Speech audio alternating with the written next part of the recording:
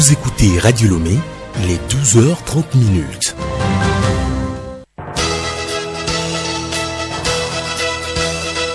Le journal Bénédicte Kanda. Madame, Monsieur, bonjour et merci de nous recevoir chez vous. Voici les titres de votre journal. Intervenir rapidement pour sauver des vies en cas de catastrophe naturelle, c'est le rôle des équipes médicales d'urgence. Elles sont depuis hier en formation à Lomé, une initiative de l'Organisation ouest-africaine de la santé et de l'OMS. Prudence sur nos routes et parkings, des arbres tombent encombrant les voies et lieux de garage des engins. Comment y remédier? Explication dans ce journal. Comment entretenir son cœur pour éviter les maladies cardiovasculaires? Alice Berthe Barandao nous en parle dans le magazine Santé Plus. Et puis l'information insolite vers la fin du journal pour vous arracher un sourire.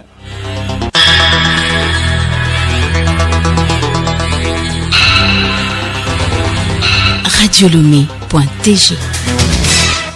Bienvenue à tous. D'abord, activité à la primature. Madame le Premier ministre Victor Atomegadogbe a conféré avec le président de la BIDC, la Banque d'investissement et de développement de la CEDEAO, Dr Georges Agyekoun Dankor. Les discussions ont porté sur le renforcement des relations entre son institution financière et le Togo. Georges Agyekoun Dankor au sortir de l'audience. Strengthen and deepen our relationship with the government and the people of the Republic of Togo. Nous sommes là dans le cadre du renforcement de la relation entre la BIDC et le pays hôte qui est le Togo. Des fois, ce type de rencontre est nécessaire pour renforcer cette relation et également pour féliciter le gouvernement togolais pour toutes les réalisations remarquables que le gouvernement togolais, sous le leadership de son président, M. Faure Ezozimana Nassimbe, a pu donc mettre en place. Il faut également souligner ici toutes les initiatives qui ont été prises pour atténuer l'impact de la COVID-19 pour les populations locales. Une autre réalisation qui est tout à fait remarquable, c'est donc le PIB réel positif du Togo, qui est l'une des réalisations les plus remarquables qu'on a pu constater dans la sous-région en termes de PIB réel positif. La feuille de route du gouvernement, c'est bien évidemment dans les secteurs de l'énergie renouvelable, de l'énergie tout court, de la technologie et de la digitalisation. Et fort heureusement, les initiatives de la BIDC s'alignent en fait avec ceux du gouvernement togolais. La raison également de cette visite, c'est de renforcer ce partenariat et de nous assurer que la BIDC puisse soutenir le Togo dans ces initiatives-là, et donc qui sont l'énergie renouvelable, la technologie, la digitalisation.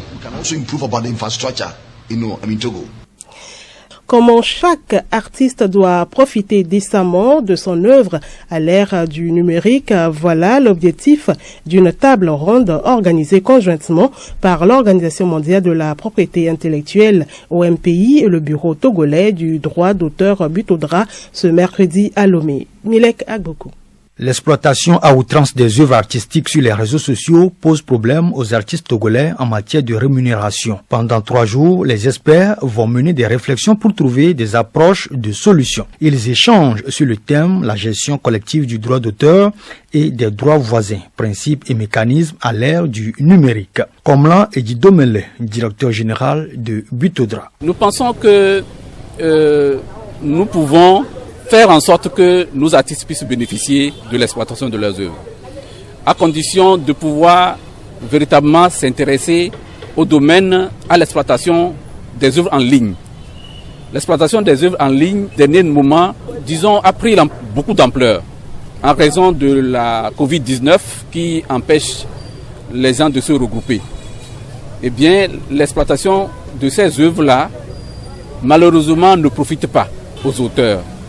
Et aujourd'hui, il s'agit de réfléchir pour voir ce qu'il faut faire pour que les sociétés qui exploitent ces sites de téléchargement en ligne puissent contribuer et rémunérer nos auteurs. Le ministre en charge de la culture du tourisme rassure Dr Lamadou Koukossi a exhorté ses participants à un meilleur échange. Je vous exhorte donc durant ces 3 jours à des discussions franches et riches pour qu'au sortir de cette rencontre, nous puissions obtenir les résultats à la mesure de nos attentes. J'attends de cette table ronde de bonnes propositions devant permettre à chaque partie prenante de comprendre et de jouer pleinement sa partition pour accompagner le Butodra dans cette noble mission de gestion collective du droit d'auteur et des droits voisins au profit de ses membres. Mieux vaut prévenir que guérir. L'Organisation ouest-africaine de la santé et l'OMS forment des équipes médicales d'urgence. Elles seront capables d'intervention rapide en cas de catastrophe naturelle ou des situations d'urgence. Des précisions avec Alice Berthe Barandao. Ils sont une centaine de techniciens de soins à être formés pour donner des réponses adéquates en matière de santé publique en cas de sinistre. Dr Tosakoku, coordonnateur du Centre des opérations d'urgence au ministère de la Santé. Il y avait déjà des équipes qui étaient chargées des activités de prévention, de détection des maladies. Maintenant, les activités de secours directement, là, c'est des médecins, c'est des chirurgiens qui travaillent dans les hôpitaux. Entre autres éléments. Et là, cette orientation particulière pour aller soigner sur le terrain nécessite alors une autre procédure. Et c'est pour lancer cette deuxième partie du dispositif que nous sommes réunis en atelier de sensibilisation. Les catastrophes, qu'elles soient naturelles, anthropiques, sanitaires, techniques ou nucléaires, sèment de la désolation au sein de la population. Le coordonnateur des opérations d'urgence lance un appel. Le maître mot, c'est que les catastrophes peuvent arriver à tout moment. Donc se préparer au niveau personnel, surtout au niveau communautaire. Quand ça arrive, garder son calme et éviter de se laisser entraîner par les informations de tous bords. Repérer les services compétents et ces services compétents aussi ont le devoir de passer par des canaux pour répondre aux attentes des populations. Et donc, quelle que soit la nature de l'urgence, les numéros seront mis à la population pour appeler au secours. La suite de cette édition, sauvant nos vies et nos engins, des arbres qui tombent, qui se déracinent en ces temps de pluie, encombrent les voies et parfois les lieux de garage. Suite à la pluie d'hier, la circulation a été perturbée sur certaines voies de Lomé. Une équipe de Radio Lomé y a fait le tour. Reportage Sabine Bayaro et Aimé Sougliman, présentation Milek Agbokou. Difficile de se frayer un passage ce mercredi dans certaines rues de Lomé occupées par des branches ou troncs d'arbres. Suite à la pluie d'hier, certaines plantes au bord des voies se sont déracinées. Au carrefour du Comité national olympique du Togo, avenue des Nîmes, un grand arbre a encombré le passage. Les riverains de la rue s'expriment. Bon, hier soir quand il pleuvait là, c'est le vent qui a fait ça. Moi je suis ici tout un seul coup, on a attendu le bruit et j'ai vu l'arbre par terre. Ça fait une dame et un homme même. Oui, un grand arbre qui tombe au bord de la rue, c'est vraiment dangereux. Et je vois que ces arbres-là datent, donc il va falloir que l'État décide et on va couper ces arbres-là. Vous voyez que ça va causer beaucoup de dégâts. Maouli est de passage à pied, il doit rebrousser chemin pour parvenir à sa destination. Il faut dire la vérité. Quand l'arbre était ici, si c'est trop touffu, c'est à eux de délivrer quelqu'un ou bien de désigner quelqu'un pour aller tailler. Mais ils ne le font pas. En temps normal, les arbres comme ça qui sont un peu vieux, on doit les couper et planter d'autres. En réalité, la construction des routes togolaises ne sont plus bonnes. Il faut bien dresser les choses. Si c'est qu'on a bien dressé, il y aura une grande espace. Et l'arbre là, au moins si ça tombait aussi, sûrement qu'au moins ça ne peut pas tomber au beau milieu de la route. La première pluie de ce mois d'avril avait fait tomber des arbres sur des engins dans un parking de GTA à Lomé. Ceci relance la réflexion sur l'utilité de vivre et de garer sous un arbre. Milek Agbokou, du dégât de la pluie, allons aux dégâts sous la pluie, cette fois-ci sur la route. En circulation routière, elle coûte cher, très cher à ceux qui s'y adonnent. Hier nuit, peu avant 20 heures, les conducteurs amoureux de l'imprudence ont payé le prix. C'était sous la pluie à la hauteur du collège Plateau, en face du bar Camionnette, allant au carrefour Todman. L'image des voitures accidentées sortait de l'ordinaire. Le récit des faits avec David Tchakbira. L'image effraie, feu de détresse allumé, une voiture collée à l'autre, les capots avant, pliés en nu, pour les unes, en Z pour les autres. Les moteurs endommagés se sont vidés de leur huile. Les radiateurs brisés en deux ne peuvent plus contenir d'eau. C'est un accident qui est survenu. Cette voiture, dont deux de l'administration immatriculée RTG, se sont violemment cognées. La première a freiné à la vue de danger certainement. La deuxième lui est rentrée dedans par l'arrière et l'a projetée à 200 mètres en avant. La troisième, la quatrième, la cinquième, la sixième et la septième se sont empilées comme des sardines. Inquiets et anxieux, les conducteurs hors de leur voiture se concertent pour la conduite à tenir. À 10 km 800 de là, précisément en face de la pharmacie des Orchidées, à Léo 2000, deux conducteurs de moto ont fini leur course sous une voiture Toyota Corolla sans perdre la vie. À Todman, tout comme à Léo 2000, les chaussées ont été momentanément bloquées. L'imprudence de ces conducteurs les a empêchés d'arriver à destination sains et saufs. Merci à vous, David Tchakbera. Ce communiqué du parti politique UNIR avec Sibi Lawson.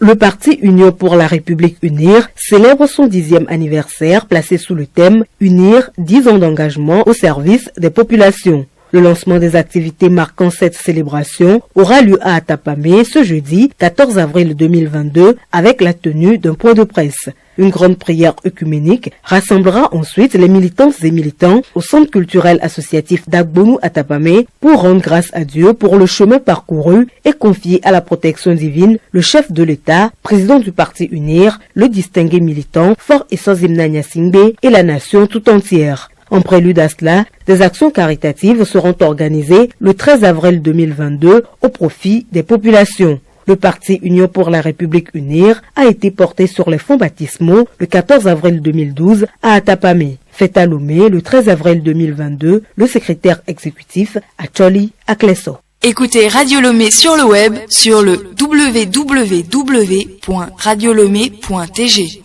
Santé Plus à présent, le numéro de ce mercredi sensibilise sur l'entretien du cœur par des comportements responsables et des activités physiques. Alice Berthe Barandao.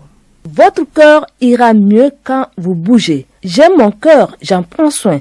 Ce sont les exhortations des cardiologues pour nous éviter les maladies cardiovasculaires. Professeur Jean-Marie Damoro, chef de programme national de lutte contre les maladies cardiovasculaires, nous donne la définition du cœur et de son mode de fonctionnement. Le cœur, c'est un organe indispensable à la vie. Sans le cœur, on ne peut pas vivre. On ne peut pas imaginer un organisme sans cœur. C'est pas possible. On ne peut pas vivre une minute. C'est un moteur. Vous savez, le moteur s'entretient.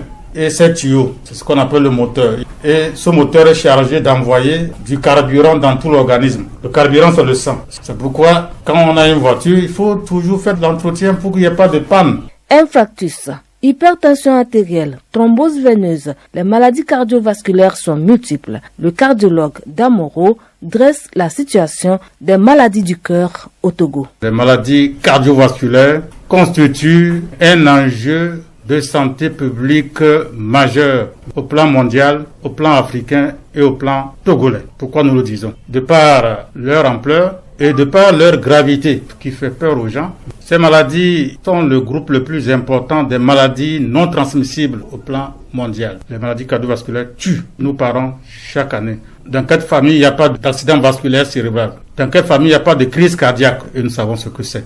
Dites-nous, professeur, comment donc entretenir notre cœur pour une santé parfaite? Nous préférons la prévention, éviter que la maladie ne s'installe. Il y a l'alimentation, l'activité physique, éviter le tabac et l'alcool. Prenons bien soin de notre cœur, cet organe vital. À mercredi prochain. Merci à vous, Alice Berthe Barandao. Et puis, l'information insolite pour terminer. Un vol Londres-Floride, un vol qui a duré 8 heures de temps, n'a eu qu'un seul passager, un jeune étudiant.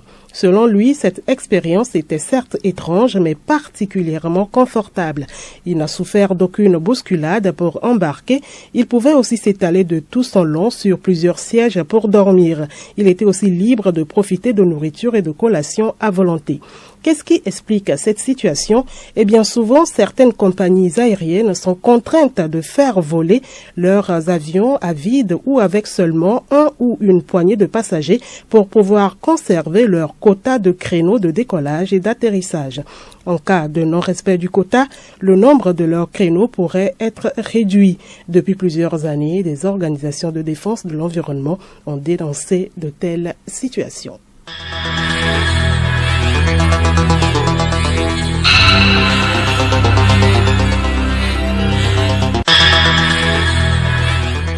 Madame, Monsieur, voilà, c'est la fin de cette édition. Merci de l'avoir suivi. Restez avec nous pour la suite de nos programmes.